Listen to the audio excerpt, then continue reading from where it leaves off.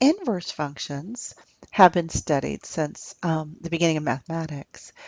You know that if a function includes a point 1, 4, 2, 5, 3, 6, and 4, 7, if you reverse the terms, the inverse is 4, 1, 5, 2, 6, 3, and 7, 4. You remember that the domain of F is the range of F inverse, and the domain of F inverse becomes the range of F. Now, a definition of an inverse function is a function g is the inverse of f and only if f of g of x is equal to x for every x in the domain of g, and g of f of x is equal to x for every x in the domain of f. And we use the function g denoted by f inverse, and we read it as f inverse. Now, remember, inverses undo what's done by the function.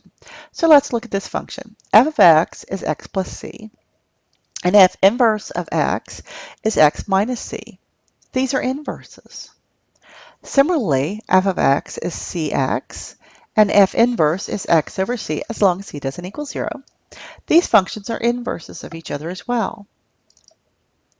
Now, let's verify some inverses. You know a function is an inverse if f of g of x is equal to x.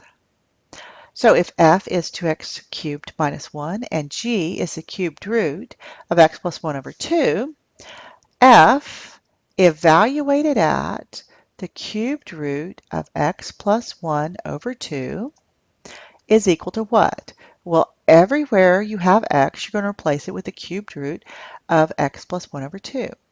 So f is 2 times the cubed root of x plus 1 over 2 quantity cubed minus 1. So this is 2 times. Now when I have the cubed root and then I cube it, that undoes itself.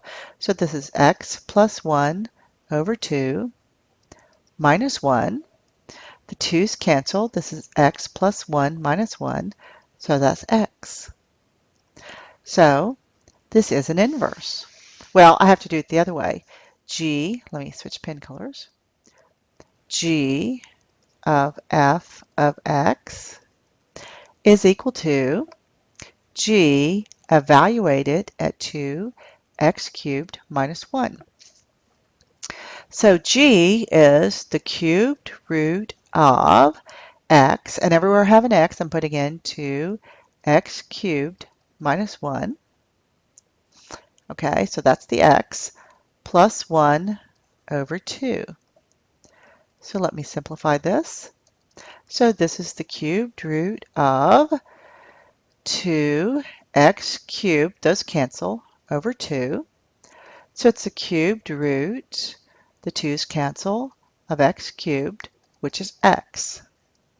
So these two functions are inverses, and this is how you check or verify. Two functions are inverses. Now, try reading aloud and seeing if they agree with each other. For example, first cube x, then multiply by 2, then subtract 1.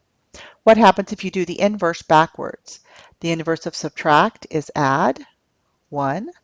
The inverse of multiply by 2 is divide by 2. And the inverse of cube x is cubed root of x. If you see the undoing pattern, you're probably pretty close to an inverse. Now, the reflexive property of inverses tells me if the point AB is on the graph of f, the point BA is on the graph of the inverse. So basically, it is reflected around the line y equals x. Now, if a function has an inverse if and only if it's one-to-one. And strictly monotonic functions on their entire domain are one-to-one, and therefore they do have inverses. This function right here is not monotonic. If I were to define it from this point right here, it is monotonic. Basically, if you can draw a horizontal line and it crosses only one point on the curve, then it's monotonic. So let's look at these functions right here. F of x is x cubed plus x minus 1. Does an inverse exist? And the answer is yes, because no matter where I draw my line, it crosses at only one point. It's strictly monotonic. Remember how we can find out if something's strictly monotonic? We can take the first derivative, which is 3x squared plus 1. And this is always positive, so this is always increasing. So this is monotonic. What about this function? Now you see if I see the graph, I can draw a line and I can see that it's not, but let me prove it mathematically with calculus. F prime is 3x squared minus 1. Is this always positive? Well, the answer is no. It's not always positive when x squared is greater than 1/3.